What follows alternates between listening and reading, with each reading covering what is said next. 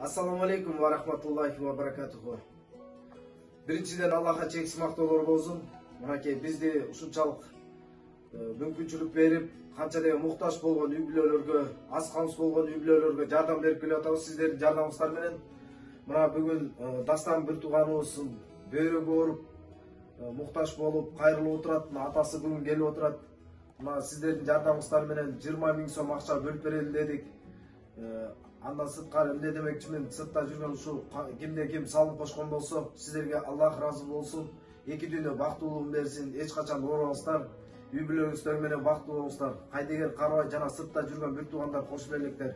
Ушул эле видеобуздун этегинде биздин телефон, WhatsApp номерлери жана Сбербанк карточканын номерлери бар. Ошого кошулуңуздар. Рахмат. Ташкент сыртта иштеп Россияда жана садага биримдигинин жаштары салым кошкондордон ыраазымын. Аллах ыраазы болсун. Шипасын берсин Аллахка. Айып кетсин. Тапшырып койду. Сары-сарыны иштебестер.